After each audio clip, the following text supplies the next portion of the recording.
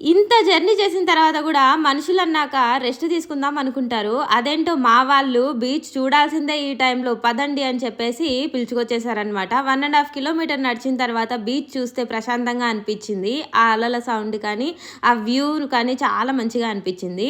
అబ్బా! ఇంకా ఆకలేస్తుంది చూడు. ఎందుకంటే ఆఫ్టర్‌నూన్ ఎప్పుడో తిన్నాము. నైట్ అసలు ఏం తినలేదు. రూమ్‌కి చేరుకునే లోపే 10:00 అయిపోయింది. ఇంక అక్కడ నుంచి మళ్ళీ 1½ కిలోమీటర్ నడిచి బీచ్ చూసి అక్కడ కొద్దిసేపు టైం స్పెండ్ చేసిన తర్వాత 11:30 అయింది.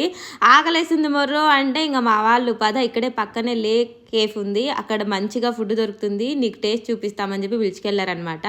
అయితే ఫస్ట్ కాఫీ మెనూ కనిపించింది. నేనైతే ఫస్ట్ ఒక కాఫీ తీసేసుకున్నాను. బట్ అంత క్వాంటిటీ వస్తుందని నేను అస్సలు ఎక్స్పెక్ట్ చేయలేదు.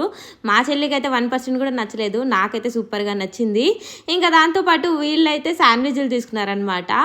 3 టైప్స్ ఆఫ్ శాండ్విచెస్ తీసుకున్నారు అండ్ అలాగే వెజ్ సలాడ్ తీసుకున్నారు. నేనైతే ఫస్ట్ వెజ్ సలాడ్ ట్రై చేశాను. వెజ్ సలాడ్ ఎందుకు ట్రై చేసావక్క అంటే నాకు శాండ్విచ్లు అంటే అంత ఇష్టం ఉండదు. బట్ టేస్ట్కి వచ్చేసి సూపర్గా ఉండింది. మా ఆయన వచ్చేసి దాంతోపాటు ఈ శాండ్విచ్ కూడా ఒకసారి ట్రై చేయండి, నాకు వద్దు నువ్వే తినేసి అని చెప్పి అన్నాను. కానీ లాస్ట్కి నేను కూడా ఒక బయట తిన్నాను. ఓకే, నాకైతే మంచిగా అనిపించింది. ఫుడ్ మాత్రం చాలా బాగుండింది.